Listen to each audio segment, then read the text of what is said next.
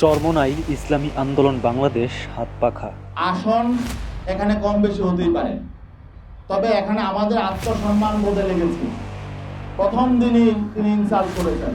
এই দলটি যা করলো তা জাতি মনে রাখবে। সামান্য কিছু সিটের জন্য ঐক্য নষ্ট করতে পারে, এটা মানুষের চিন্তাতেও আসে কিভাবে?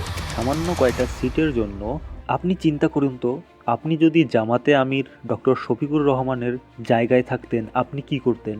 ওনার জায়গা থেকে ভাবুন, যদি হাত পাখাকে তারা যতগুলো সিট দাবি করেছে সেগুলো দিয়ে দেয়, এটাতেও যে ঐক্যের যেই উদ্দেশ্য সেটা নষ্ট হয়। ঐক্যের উদ্দেশ্য হচ্ছে আমরা একসঙ্গে থাকব এবং যার যেখানে জেতার সম্ভাবনা বেশি সেটা অ্যানালাইসিস করে তাকে সেখানে দেওয়া হবে।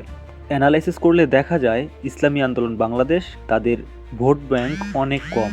সেক্ষেত্রে এখানে বোঝাপড়াটা এমনই হওয়া উচিত ছিল, যে কয়টা সিট অ্যানালাইসিস করে আসছে সে কয়টাতে খুশি হয়ে ঐক্য ধরে রাখা। কিন্তু এরা বিশ্বাস করতে রাজি না যে তারা জিতবে না। তারা ভাবে তারা 300 না 400 আসন থাকলেও তারা জিতে যেত। কি বলবো, অ্যানালাইসিস সামনে আসার পরেও যারা ঐক্য নষ্ট করলো বাড়াবাড়ি করে, জাতি এদেরকে মনে রাখবে। দেখা যাক 12 তারিখের পরে তারা কয়টি সিটে জয়যুক্ত হতে পারে। তখন হয়তো ঠিকই বুঝবে, কিন্তু বুঝেও আর কাজ হবে না। তাদেরকে জাতি চিনে গেছে। নেক্সট টাইমে বিপদে পড়লে হয়তো বা কাউকে পাশেও পাবে না। তারা ভাবতেছে তারা জোট থেকে বের হয়ে গিয়ে ভালোই করেছে, কিন্তু বুঝতে পারবে ফলাফলের পরে।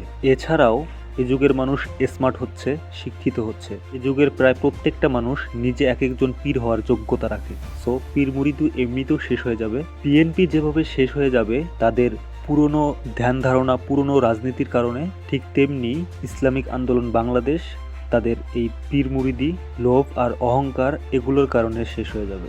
আগামী প্রজন্ম স্মার্ট, শিক্ষিত এবং সচেতন, এরাই হবে আগামীর ভবিষ্যৎ।